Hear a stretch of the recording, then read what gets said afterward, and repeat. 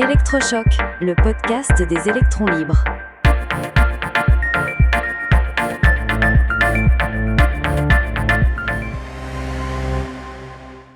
Mars, la quête de la vie. Aujourd'hui, nous allons plonger au cœur d'un des plus grands mystères de notre système solaire. Céleste, quand on pense à la vie sur Mars, on imagine tout de suite des petits hommes verts, n'est-ce pas ? Absolument, Max. Et cette image ne sort pas de nulle part. Elle nous vient de la fin du 19e siècle, d'une sorte de malentendu fascinant. Un astronome italien, Giovanni Schiaparelli, observe des lignes à la surface de Mars et les nomme canali, ce qui veut simplement dire chenaux en italien. Sauf qu'un astronome américain, Percival Lowell, entend canaux et son imagination s'enflamme. Pour lui, des canaux, ça signifie une construction, donc une civilisation capable d'irriguer une planète mourante. Il a même construit un observatoire pour les étudier. C'est incroyable comme une simple traduction a pu lancer un mythe aussi puissant. Il a fasciné le public, inspiré des œuvres comme La Guerre des mondes, le mythe des Martiens était né. Et il a fallu attendre le début du XXe siècle pour qu'un autre astronome, Eugène Antoniadi, avec une lunette plus puissante, mette fin au rêve. Pas de canaux, juste des illusions d'optique, des formations naturelles. La fin des civilisations martiennes donc, mais pas la fin de la quête de la vie.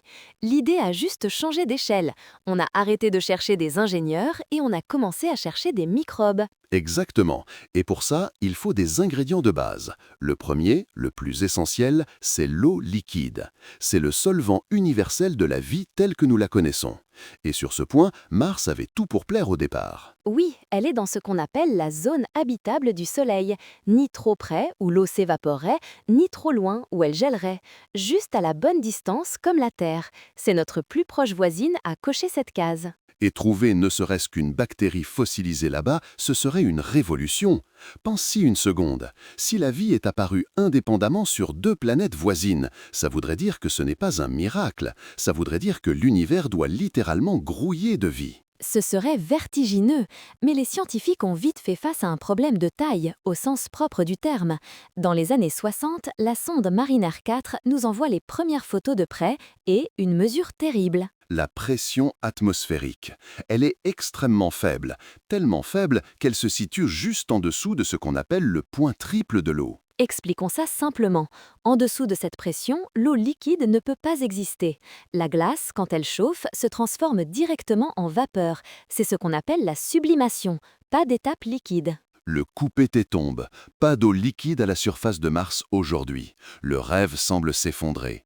Et la cause de tout ça, c'est la taille de Mars. C'est ça, elle est beaucoup plus petite que la Terre. Son noyau s'est donc refroidi et solidifié beaucoup plus vite. Or, c'est le noyau liquide en mouvement de la Terre qui génère notre champ magnétique, notre bouclier. Un bouclier qui nous protège du vent solaire, ce flux de particules qui souffle en permanence depuis le Soleil.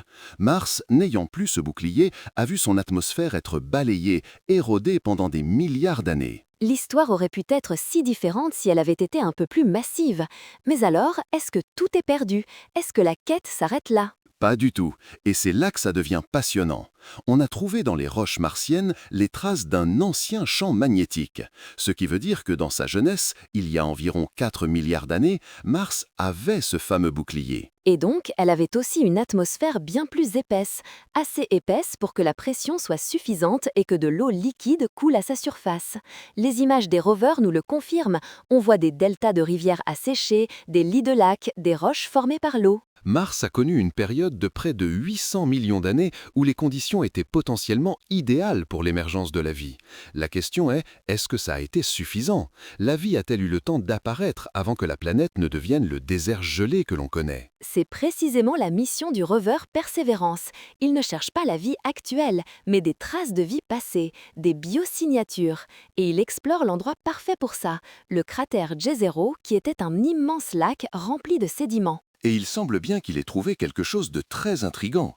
Dans une zone qui était autrefois de la boue fossilisée, il a analysé de minuscules nodules, des petites billes de roche. Des nodules très particuliers. Ils sont riches en fer, en phosphore et entourés de carbone organique.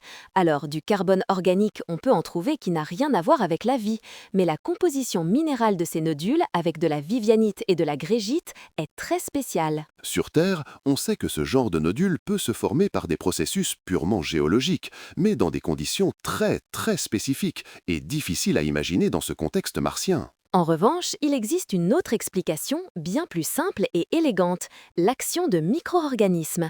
Sur notre planète, des bactéries produisent exactement ce genre de structure minérale. C'est donc un indice extrêmement prometteur, peut-être le plus solide que nous ayons jamais eu. Mais pour en avoir le cœur net, il n'y a pas le choix. Il faut analyser ces roches sur Terre avec nos meilleurs laboratoires. C'est tout l'enjeu de la mission Mars Sample Return, un projet absolument colossal qui consiste à aller chercher les échantillons laissés par Persévérance et à les ramener à la maison. Un projet complexe, coûteux, qui fait face à des défis technologiques et politiques. Mais l'enjeu est à la hauteur. On est peut-être à quelques années de pouvoir répondre à cette question fondamentale. Avons-nous été seuls dans le système solaire ? Et si la réponse est non, alors tout notre regard sur l'univers et notre place en son sein pourrait changer pour toujours. La quête est loin d'être terminée. Le mystère martien reste entier, mais les indices s'accumulent. Une chose est sûre, la planète rouge n'a pas fini de nous fasciner. Soutenez les électrons libres. Abonnez-vous sur lel.media.